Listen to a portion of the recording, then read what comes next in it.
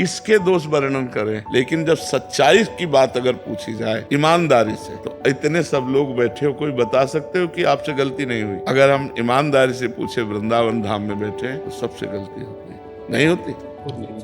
तो जब हमारे अंदर गलती है और उससे गलती हो रही है तो हमें लौटना चाहिए। बुरा जो देखन मैं चला, बुरा न मिलिया कोई, जो दिल खोजू आपनो तो मुझसे बुरा ना। तो हमें लगता है कि हमें अपने हृदय को पवित्र करना चाहिए, जिससे हमारी दृष्टि पवित्र हो जाए। तो पहले हमें अपनी दृष्टि पवित्र करनी चाहिए, तब हम दूसरे की निंदा करें जब हम निर्दोष हों। पर समाज का स्वरूप बड़ा विचित्र है कि अगर हमारे 100 दोष हैं तो क्षमा, पर तुम्हारे 1 दोष हो गए अब क्षमा नहीं। ऐसी प्रबल भगवान की माया है। हमें लगता है अगर हम एक दूसरे को क्षमा करके हाथ पकड़ करके उस दोष रूपी दलदल से निकालें तो ज्यादा अच्छा है, ना कि दोष रूपी दलदल में जो फंस गए एक और जमा देव की गहरे धंस जाए। बात समझो, कभी कभी बड़े अच्छे लोगों से गलती हो जाती है और वो चाहते हैं कि एक बार क्षमा मिल जाए, तो हमें लगता है ऐसे फिर क्षमा करना चाहिए। दोष दर्शन ही नहीं, दोषों से निकालना भी चाहिए। अब कुछ लोग होते हैं जो दोषों को अपना व्यापार बना लेते हैं, दोष करना क्षमा मांगना, दोष करना क्षमा मांगना, वो तो बात अलग है। लेकिन कई बार ऐसे निर्दोष लोग भी होते हैं जिनसे दोष बन जाते हैं, पक्का दिखाई दे रहा कि दोष दर्शन है, पर उनको अगर क्षमा कर दिया जाए तो निर्दोष हो जाएंगे। ऐसे तो हमें लगता है कि अगर हमारे आसपास कहीं ऐसे लोग हैं जिनमें हमारा दोष दर्शन होता है तो हमको उनके पास बैठना चाहिए। अगर वो बैठ करके समझे तो हम उन्हें बताएं कि आप ऐसा करते हो, अगर ऐसा रोक दो तो अच्छा। तब तो सत्संगी दोषी को स्वीकार करना ही सत्संगी का। पर जी, जब हमें गुस्सा आता है, ईर्ष्या होती है या मन दुखी होता है, तो सबसे पहले मन में नकारात्मक विचार क्यों? नहीं, हमें पहले बताओ गुस्सा क्यों आता है?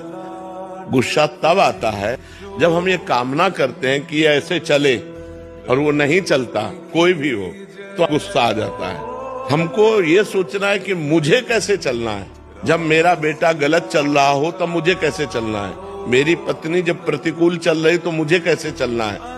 मुझे क्रोध नहीं लाना, बहुत प्यार से, बड़े गंभीरता से, धैर्य पूर्वक हमें समस्या का समाधान करना चाहिए।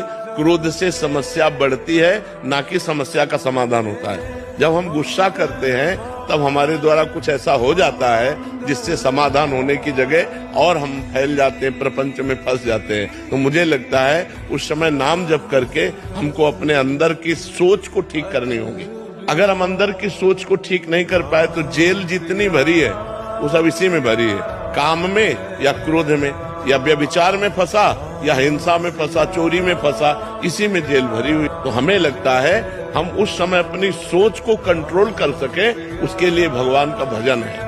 भगवान के भजन में बहुत बड़ी सामर्थ्य है और सामने वाले का परिवर्तन क्रोध से नहीं होता, हमारी नम्रता और विनम्रता और सहनशीलता से होता है। एक बार श्री स्वामी एकनाथ जी महाराज महाराष्ट्र के गंगा स्नान करने गए, तो स्नान करके लौट रहे थे तो ऊपर विधर्मी का महल था, गली के ऊपर।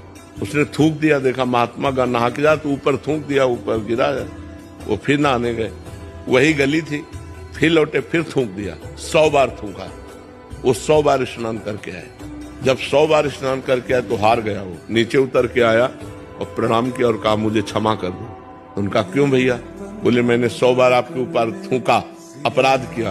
बोले नहीं, आपने बड़ी कृपा की, एक दिन में 1 बार गंगा स्नान करता था, आपकी कृपा से 100 बार गंगा स्नान हुआ। ये तो आपकी कृपा। वो चरणों में लौट गया और कहा आज के बाद कभी किसी महात्मा के साथ गलती नहीं करेंगे। विनम्रता और धैर्य ने उसको बदल दिया।